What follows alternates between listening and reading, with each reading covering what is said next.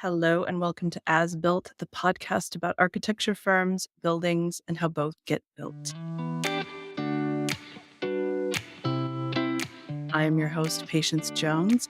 My guest today is co-founding principal of Fogarty Finger, Chris Fogarty. Thank you so much for coming on the podcast. Thank you for having me. Pleasure to be here.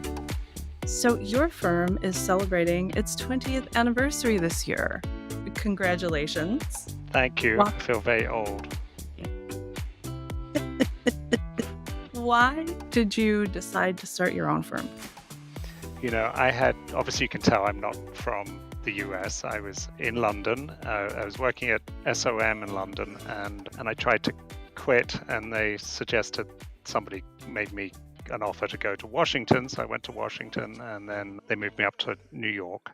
And so I was there for about 10 years and, I was kind of moving up the food chain, but it was sort of obvious that the partners were youngish and, it was kind of obvious that I wasn't going to make it to be a partner. And, I was kind of going over that in my head that what should I do? And I was working on some tower after 9/11 actually, and I overheard some people in the elevator saying, "Oh, they were going to work on this project," and I thought it was the project that I was running. And so I went into the partner and I said, I think it's time for me to go. And it turned out it wasn't about that project, but it was the kind of impetus that I needed to leave. But I didn't really have a clue what I was doing. So he said, "Well, why don't you calm down? And then once you've figured out what you do want to do, we can go from there." So it took me about 3 or 4 months before I finally left. The nice thing about leaving SOM is they were very happy to help you. You know, they were, and so they gave us their old furniture for the office. What else? I mean, they forward clients to us, and they helped me take clients that we were already working with, where it was kind of the project was almost done, and the client really didn't want the hassle of having a new senior designer. So SOM was very helpful, and I still to this day see my old boss there for breakfast once every 3 or 4 months just to touch base, and he kind of mentors me along. So that's how it all started. It was sort of really by mistake, like these things often are, not some super plan. But very serendipitous. Yes, yes. What qualities did you look for in a business partner when you were setting out to do this? Well, I'd gone off and, started by myself, and a friend of mine, she worked for a sort of law firm, and they were expanding their space, and she said, "Chris, do you want to give us a proposal for doing that work?"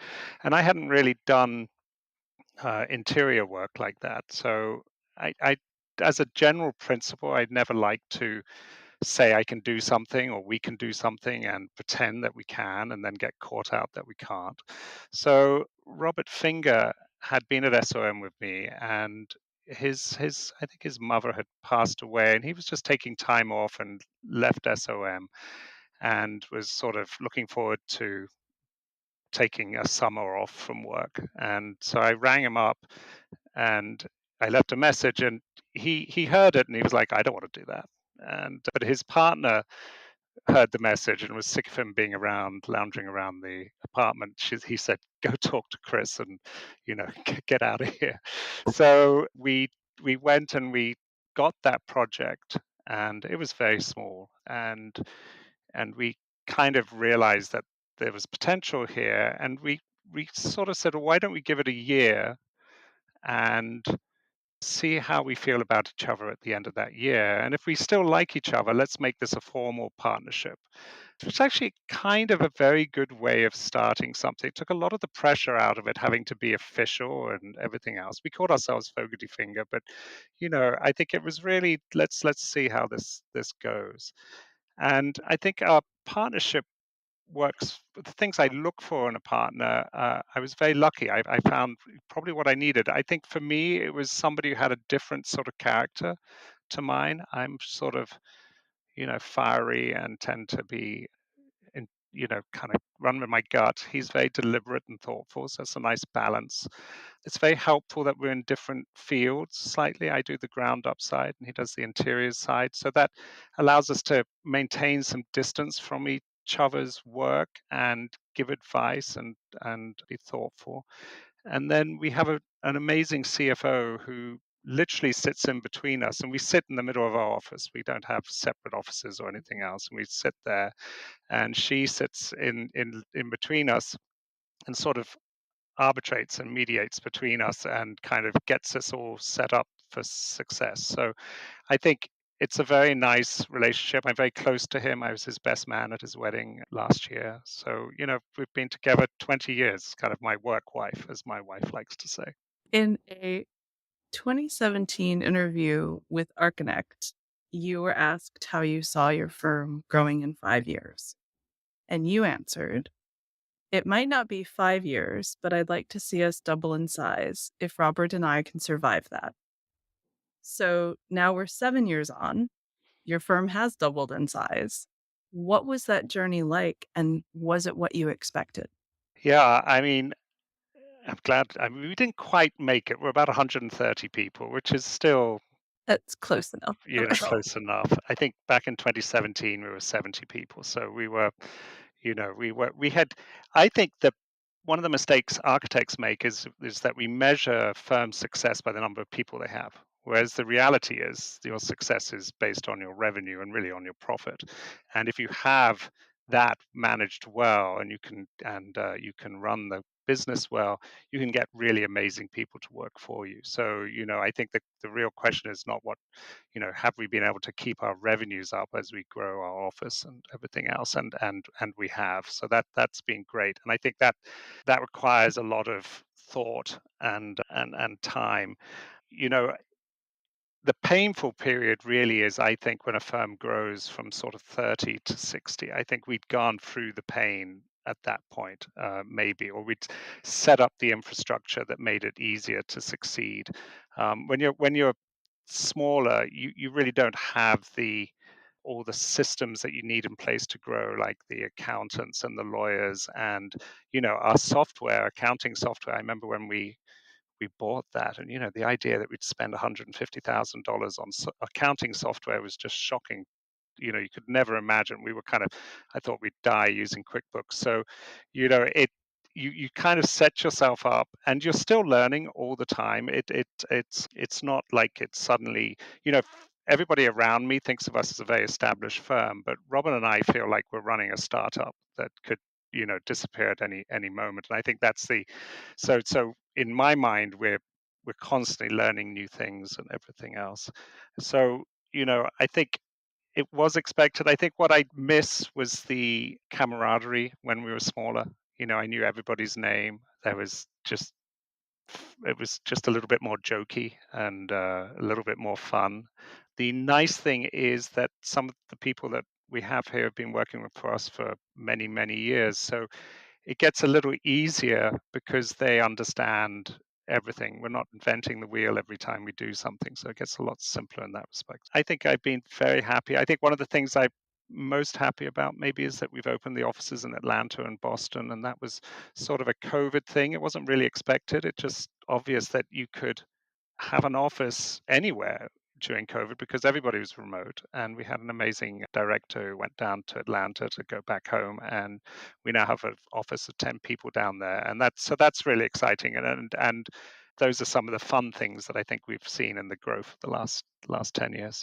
So exciting. Congratulations on those offices as well. There is sort of an element of storytelling that seems to run through each of your projects, almost like the project itself is this self-contained universe. Is that an intentional articulated part of your design process? How does that come about? It's a really lovely way to describe it, and it's interesting you caught on that because Robert and I like to think of the narrative that runs through our projects as being really important to them. I tend to think of, architects think of a conceptual diagram as the kind of premise on how you you kind of keep a project on track. We think of that, but we think of a narrative that we create at the beginning of the project to help keep our clients on track, because whereas we might understand what a diagram means, a client might not. So, often there's a conceptual diagram at the beginning, but there's maybe a series of images and that maybe people just walking, or artwork, or moods, or materials that we kind of repeat and create this story that allows the project to sort of the client to buy into what the concept for the project is. So that narrative is very strong. And we had a nice example of that. We've got this tower in downtown Brooklyn, and it's pretty grim zoning. It's like an old-fashioned tower on a base, and so there's a one-story base and then a 40-story tower. And I think that the tower is made out of red metal, and it kind of gradually dissolves as it goes up to the sky to be more glassy.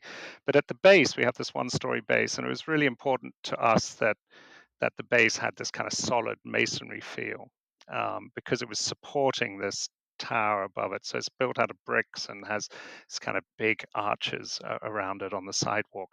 And the client really wanted to just have a glass box down there. They kind of thought that was the best thing for retail and everything else. But because we had this very strong narrative about the tower resting on this masonry base, the client understood why it was important to us and was able to kind of buy into that concept. And so that narrative sort of allows us to navigate tricky things like that. That brings me to another of your quotes where you said about a project, it looked simple, but it was difficult to make it look that way. Yeah. And I thought that was so apt. How do you convey that? And it sounds like it is part of the narrative. How do you convey that difficulty of simplicity to your clients? Well, it's sort of interesting. I think I find it more with my design team than I do with my clients. The designers sometimes, when something's getting too complex, it means you're going down the wrong road. You're kind of using the wrong answers to kind of solve a problem. And in fact, maybe you need to re-ask yourself what it is I'm solving here, because I don't think our buildings are particularly minimalist, but I do think our approach is, and I think many architects are, which is where you just want to pare it down. Like, it just should be really simple. It just and the sections should be kind of obvious, and the plans and the sections should work together. And when you're trying to do 6 different things to solve a problem, it just means it's wrong. And so, I'm a big believer in just saying, okay, let's start that over and let's ask the question again and go back down that road to see how we get there.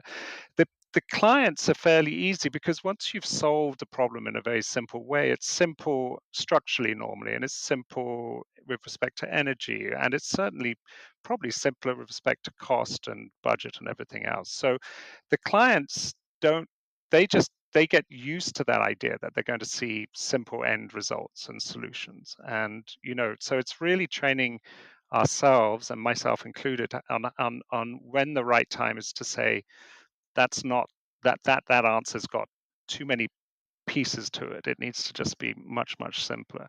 And I think when you're doing that and your client is aware that that process is happening, when you do want to spend the money and time to create something special, they're going to be much more receptive to it, because you're not spending all this money on complex ductwork to make some corridor work. That ductwork in the corridor should be the simplest thing you're worried about. What you really want to be worried about is what's happening at the reception, and how does the facade meet some perfect joint. You don't want to be thinking about all this other stuff that just hides in the wall. So, I think that's our sort of goal, is really kind of hammer it in until it's just as simple as it can be, and then the rest will kind of follow. The Eliza is a new mixed use development with affordable housing. It's a project that, despite not living in New York, I'm still very excited about because it's such a great use. And it's particularly notable. The reason I'm excited about it is because it includes the redevelopment of the Inwood Public Library on the first 2 floors. So the design has been described as minimalist, it's been described as modern. I think it could be also described as sort of hopeful and inspirational. And I'm wondering what some of the design considerations were for that project. Yeah, so that is a very complex project. There's about 200 very affordable units. I mean, you know, just for a sense, in New York, I mean, there might be 3 bedrooms for rent there for, might get my numbers wrong, but that might be $700, $800 a month, No. which is crazy. And there's housing for people leaving detention, juveniles who are coming out of detention and don't have anywhere to live. And so it's a deeply wonderful project in that respect. It sits on top of a New York public library and also a pre-K school and also a community center that has a STEM center in it. And so there, there are all these different uses within the building. A little bit like when we started the firm and I reached out to Robert to come and help me way back then. In this case, this was a citywide competition, and we reached out to Andrew Berman, who is an amazing architect here in New York, and he'd done a lot of work for New York Public Library in the past, and so we entered the competition together, and we kind of worked together on the competition entry, and it was a wonderful relationship. And so Andrew had that ability to kind of help understand what the public library uh, wanted to do. The thing that's interesting about the project is it's a new way of a novel way of thinking about how do you help with the housing shortage here, which is the city. In this case, the land was half of it was the existing New York Public Library that was there that was no longer accessible and was dark and was not fit for purpose, but it was deeply loved and deeply important to the community. So the public library had half the land, and the other half of the land was owned by the school construction authority. It was part of the high school. So, you had and then the city brought them together and said, okay, can we use this empty lot that was the school lot and the library, and together can we get a new library and housing? And then they threw in, you know, everything but the kitchen sink as well into there as well. And so it was a fascinating project, and it's most complex. So this was one where you had many stakeholders, and making all those stakeholders feel they were being listened to was really important. And keeping there's 4 different uses, and each one has its own elevator and entrance, and they all have to kind of work together. They're all independent entities because you have to be safe, right? Like you can't Mm. have people getting from the housing into the school or from the library into the STEM center and so forth. They all kind of work together in some respects, but they all have to be individually kind of separate. So we sort of created this double-story glass base, very high base, that kind of looks in from the street and looks into the double height library that's behind that. And then above that, we have this kind of brick grid, which we brought terracotta, these big kind of terracotta scalloped, fluted terracotta pieces next to the windows that kind of give it a kind of civic, I won't say monumentality, but civic presence up and inward. So, it was a very exciting project to work. I'm very excited to have it completed and I walked the library with Andrew the other day, and it's going to be breathtaking. So it's a really wonderful project for us. That's so great. It's been really interesting, and I think it's a testament to the design that there was a lot of outcry at the beginning when the project was announced because that location was so beloved. And now that outcry has turned to cheers, and people are very excited about it, and they love it, and they can't wait for it to be open. So Yeah, it's spectacular. And the library in a community like that, which is often maybe immigrant or first generation, that is often their first touch with local government, or that's it's where kids go after school to finish their homework if the parents are working. It's where people run businesses. They use the internet and they can operate their business out of there. One of the interesting things is the library's role as a lender of books is a small part of its role in the community, and so that was fascinating for me to kind of learn and understand as well. So it was deeply educational for me too, learning how that whole process worked. So you were recently asked about your most liked and least liked buildings in New York City. And your dislikes included an entire class of building, which I do not disagree with you, public storage. So talk to me about why you passionately dislike public storage. I am not the best recycler, and my wife gets very upset with me. I'm not out there, getting everything in the right can and doing a great job of it. I try my best, but the public storage facilities are an indication of, I think, of how much we accept waste. They're like a visual, like landfills are kind of hidden, right? We don't think about our waste. It just goes into some big steaming met pile somewhere, and we hope we never see it again.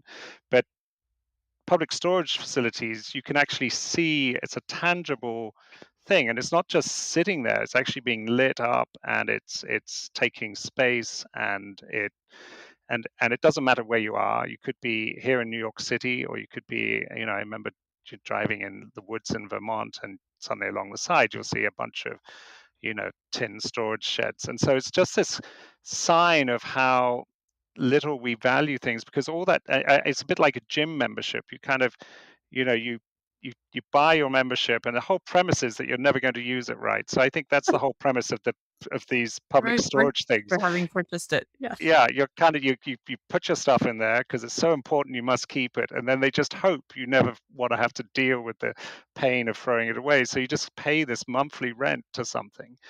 And it sort of came to me, particularly we were this is pre-COVID, so there was some mini kind of office building commercial leasing crisis, not a real crisis like we have now, but a small one. And we were renovating this beautiful Art Deco 1930s office building in Midtown Manhattan.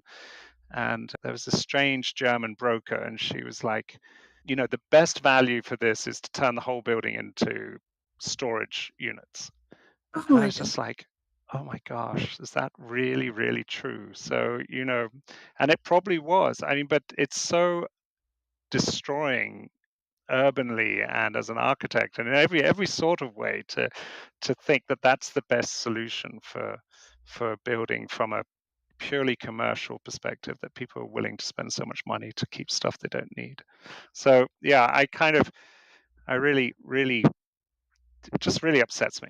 I mean, just kind of, and sometimes you drive along, and there's beautiful old warehouses that have just been painted purple, and over the windows they just paint the whole building. It's like some 1950s great loft building, and it's, and it's the whole thing's painted purple with big yellow stripes of saying, and and it's just like, this is just so wrong. Like, and it should be. I mean, if it we've got so little housing, and it just makes zero sense. And even these big metal, we have like 7-story metal ones around New York area, and they're building them all the time. I mean, they're huge, and they don't have windows, but they're just full of little containers. So I don't know. I think that there needs to be a way. I think it's a little bit like Zara and clothes. When Mhm. clothes become so cheap, you no longer respect the value of the clothes that you have. And the manufacturers produce this stuff, and they produce it in Bangladesh or somewhere where, and it's shipped here, and then it just stays around, and we have so much of it, and that this public storage is just absorbing all this stuff. So I don't know what the answer is. I mean, I think it's a really unfortunate problem, but the thing that I see as an architect is this sort of mess of buildings that have no real use. I'm going to imagine a future where there's a czar of public storage. Yeah. There's a czar of public storage who comes in and says, Chris Fogarty, we're giving you free reign to do whatever you want with these public storage buildings. They will no longer be used for public storage. What would you do with them? Well, I think the ones you could turn into housing would be very interesting. I mean, if we've got uh, an immigrant issue at the moment, people have nowhere to literally have nowhere to live. We're building huge tents for them to stay in. It that there's some method by which you could deal with something like that. I don't know. That's maybe a short-term issue. I think long-term, I think they would convert very nicely to housing. I mean, you know, they're often deep and don't have much in the way of windows, so you'd have to kind of figure out some way to deal with that. Much like we are with office buildings, actually, they're not much Exactly. different. So I think it would be the same thing. You know, you just figure out how to change it, and you know, I think there should just be. I don't know. I don't know how you stop them. I mean, maybe you just the city says there's just a tax on them, and they just become no longer viable, and people have to think about what they throw away a bit more. I mean, somewhere there's a solution, but I'm not sure the architect can solve it. I think we could convert them, and certainly any of the old buildings, because those are the ones that particularly break my heart. Well, they all break my heart, but the old ones should just be restored back to housing or the loft buildings that were. And there was a little moment in time in New York where the office market felt like it was booming so much that startups and internet and companies were taking space, especially in the outer boroughs. And you would see some of these old buildings would have that purple paint stripped off them, and they'd restore the windows, and they became office space. But now they sit vacant as office space because that market's died. So I think all of those should have some massive incentive to make it almost not. It'd be crazy not to make it housing. Like that would be my thing. If I was the czar, I would say, here's a tax incentive that's so good, you'd be crazy not to turn all these things into housing. I think that idea should be promoted and adopted. Force a resolution here in New York Yes, City. We'll they're at start here. you're listening. Yes, which brings me to conveniently to my next question. There's no shortage of global challenges that architecture has the potential to help solve, from climate change to, as we discussed, the housing crisis to mental health.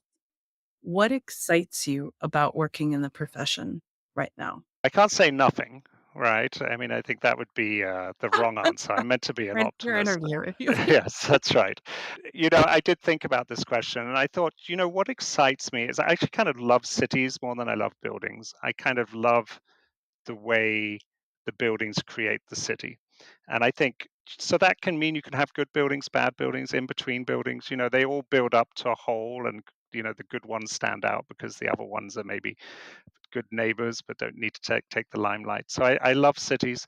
I think one of the things that gives me hope is, you know, and I think Inward was a great example of this, and we've got a number of projects in Gowanus too, and which is a massive rezoning of a old industrial area. And every time we meet with anybody who's from the city or from the state or from the planners to the sanitation department or the school construction authority or the mayor's office or the state assembly's office, or every person we meet is smarter, more ambitious, and has such amazing energy to improve cities. And you know, this is not a world that is well paid, but these are people coming out of Harvard, out of top schools in the country, and are devoting themselves to public service and are making our cities run. We assume that the trash gets picked up, but it isn't that simple. We assume that the school has the ability to fix the roof in, you know, that somebody somewhere that's all going to happen. In something like New York City, that organization is huge, and there are these incredible individuals working for them, often at the top and all the way through. And I've been blown away with everybody I've met. And you know, I remember at Inward we'd have 40 different sets of initials sitting around a table, and you know, there'd be the sanitation department came because we had to change a bunch of things. They were spectacular. I was like, is there nobody who's, you know, bringing their B game to the project? So that's my hope, and my hope is that that's what happens in all these cities. I mean, I I often wonder, you know, how does Mumbai get going in the, you know, somewhere there's a bunch of people who make sure that even in that degree of newness and chaos that things still happen. The trains arrive, right? Like it's so that's my hope. People still want to do those jobs that make it possible for us to do our jobs. I love that. That is very inspiring. And it was very inspiring to speak with you today. Thank you again for taking your time out of your schedule to share your insights with me and with our listeners. Until next time, this has been As Built. Thank you.